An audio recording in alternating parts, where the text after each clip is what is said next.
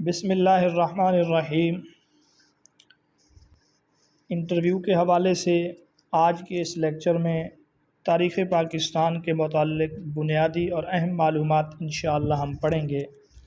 چنانچہ آج کا ہمارا پہلا سوال ہے، پاکستان کی دستور ساز اسمبلی کا پہلا اجلاس کب منعقد ہوا؟ تو اس کا درست جواب ہے 10 اگست 1947۔ آج کا ہمارا دوسرا سوال یہ ہے، اس اجلاس کی صدارت کس نے کی؟ اس کا جواب ہے جوگندر ناتھ منڈل نے اس اجلاس کی صدارت کی۔ یہ اجلاس پاکستان کی دستور ساز اسمبلی کا پہلا اجلاس تھا۔ اگلا سوال ہے، قائد اعظم کو دستور ساز اسمبلی کا صدر کب منتخب کیا گیا؟ تو اس کا درست جواب ہے 11 اگست 1947 کو، یعنی 10 اگست کو یہ اجلاس منعقد ہو رہا ہے، اور 11 اگست کو اس اجلاس میں دستور ساز اسمبلی کے صدر منتخب کیے جا رہے ہیں، قائد اعظم محمد علی جناح۔ اگلا سوال ہے، انتقال اقتدار کی رسومات میں ادائیگی کے لیے برطانوی ہند کا آخری وائسرا لارڈ ماؤنٹ بیٹن کب کراچی پہنچا؟ تو اس کا جواب ہے 13 اگست 1947 کو یہ کراچی میں پہنچا، اور انتقال اقتدار یعنی اقتدار کو منتقل کرنے کے رسومات کی جو ادائیگی ہوئی وہ 14 اگست کو ہوئی۔ قائد اعظم پہلے سے کراچی میں موجود تھے، تو جب یہ 13 اگست کو کراچی پہنچا، قائد اعظم نے ان کے اعزاز میں ڈنر دیا، یعنی کھانا دیا، جو گورنر ہاؤس کے لان میں منعقد ہوا۔ 14 اگست کو صبح 9 بجے 14 اگست کو صبح 9 بجے پاکستان دستور ساز اسمبلی کا وہ اجلاس منعقد ہوا جس میں لارڈ ماؤنٹ بیٹن کو رسمی طور پہ انتقال اقتدار کا اعلان کرنا تھا۔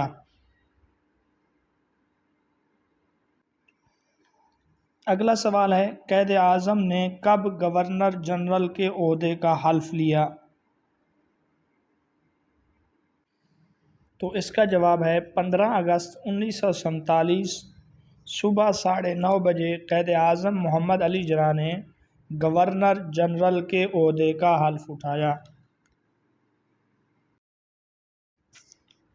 آج کا ہمارا اگلا سوال یہ ہے، قائد اعظم سے گورنر جنرل کا حلف کس نے لیا؟ تو اس کا جواب ہے لاہور ہائی کورٹ کے چیف جسٹس عبدالرشید نے قائد اعظم سے گورنر جنرل کا حلف لیا تھا۔ یہ پاکستان کے پہلے چیف جسٹس ہیں۔ اگلا سوال یہ ہے، قائد اعظم کو گارڈ آف آنر کس نے پیش کیا؟ یعنی حلف اٹھانے کے بعد قائد اعظم کو گارڈ آف آنر کس نے پیش کیا؟ تو اس کا جواب ہے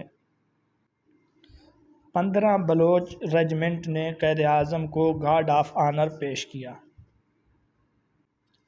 اگلا سوال یہ ہے، لارڈ ماؤنٹ بیٹن نے اقتدار کے منتقلی کے موقع پر یعنی اقتدار انتقال کے موقع پر کس کا پیغام پڑھ کر سنایا اور پاکستان بننے پہ مبارکباد دی؟ تو اس کا جواب ہے برطانوی شہنشاہ جارج ششم کا پیغام پڑھ کر انہوں نے مبارکباد دی۔ اس کے بعد دستور ساز اسمبلی کا اجلاس شروع ہوا۔ آج کا اگلا سوال ہے، سرکاری ملازمین کی تقسیم کس بنیاد پر ہوئی؟ یعنی اقتدار انتقال کے بعد پاکستان بننے کے بعد کس بنیاد پہ سرکاری ملازمین کو تقسیم کیا گیا کہ یہ سرکاری ملازم پاکستان میں آ کے کام کریں گے اور یہ ہندوستان میں کام کریں گے؟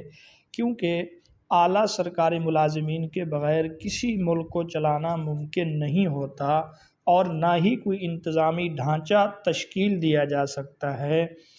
تو سوال یہ ہے، سرکاری ملازمین کی جو تقسیم ہوئی وہ کس بنیاد پر ہوئی؟ تو اس کا جواب ہے سرکاری ملازمین کی تقسیم مذہب کی بنیاد پر ہوئی۔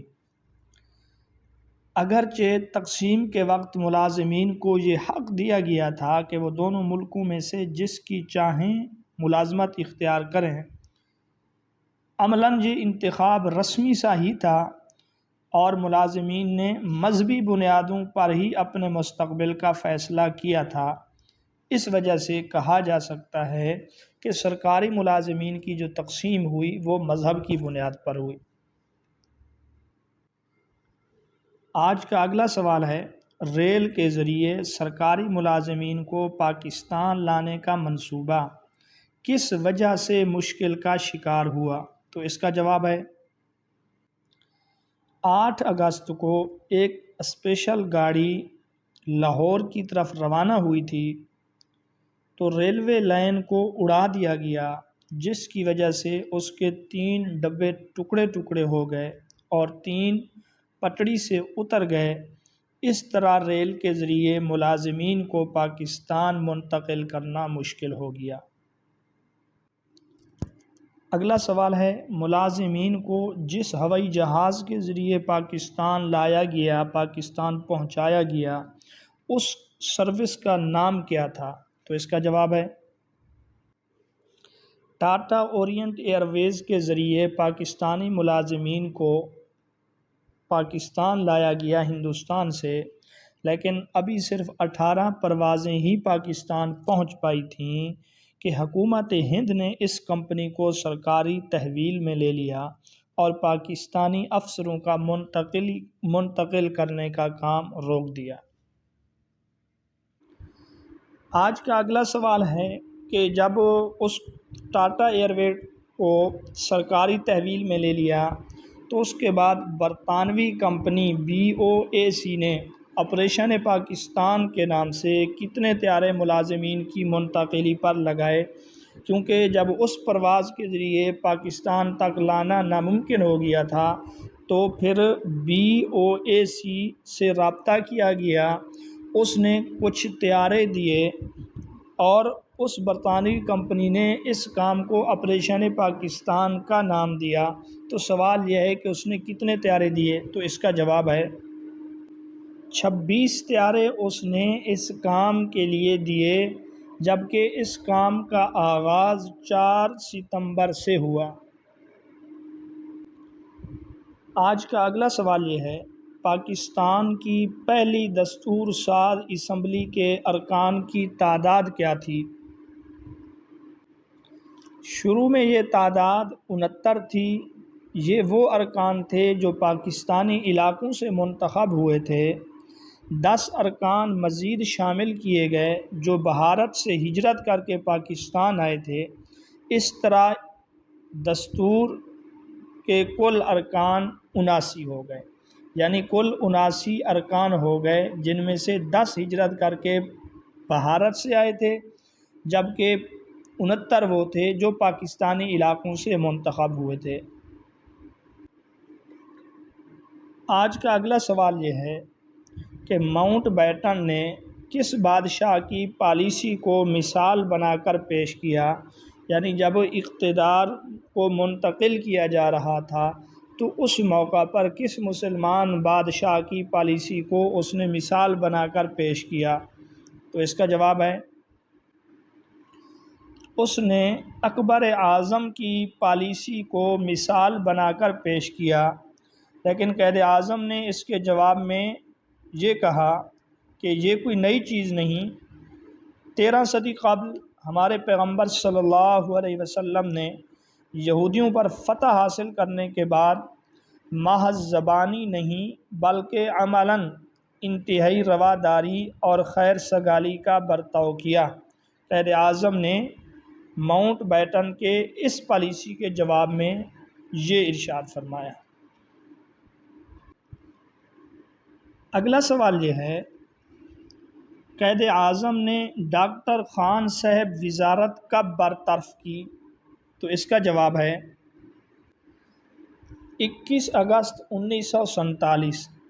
ناظرین اور سامعین، اس کی تفصیل یہ ہے، قیام پاکستان کے وقت جب صوبہ سرحد میں ریفرنڈم کروایا جا رہا تھا تو سرحدی گاندھی یعنی سرحد کا گاندھی جسے کہا جاتا ہے خان عبد الغفار، اس نے صوبہ سرحد کے عوام کو بھارت کی حمایت میں ووٹ ڈالنے پر مجبور کیا، لیکن عوام اس کے اوپر آمادہ نہ ہو سکی، تو اس نے ایک نیا شوشہ یہ چھوڑ دیا کہ صوبے کے عوام کو یہ حق دیا جائے کہ اگر وہ آزاد ریاست بنانا چاہیں تو وہ پختونستان بنا سکیں۔ پھر بھی عوام نے اس کا ساتھ نہیں دیا۔ اس کے باوجود خان عبد الغفار خان نے کانگریسی سرگرمیاں جاری رکھیں تو قائد اعظم محمد علی جناح نے 21 اگست 1947 کو خان صاحب وزارت برطرف کر دی۔ اگلا سوال یہ ہے، خان صاحب وزارت برطرفی کے بعد قائد اعظم نے کس کو سرحد کا وزیر اعلیٰ مقرر کیا؟ تو اس کا جواب ہے خان عبد القیوم خان کو قائد اعظم نے سرحد کا وزیر اعلیٰ مقرر کیا۔ آج کا اگلا سوال یہ ہے، متحدہ ہندوستان میں کل کارخانوں کی تعداد کیا تھی؟ یعنی جب پاکستان اور ہندوستان یہ برصغیر ایک ہی علاقہ تھا، پاکستان ابھی تک معرض وجود میں نہیں آیا تھا، تو اس وقت کل کارخانوں کی تعداد کیا تھی؟ تو اس کا جواب ہے 921 کارخانے اس وقت موجود تھے۔ اگلا سوال ہے، ان 921 کارخانوں میں سے پاکستان کے حصے میں کل کتنے کارخانے آئے؟ تو اس کا جواب ہے پاکستان کے حصے میں صرف 34 کارخانے آئے۔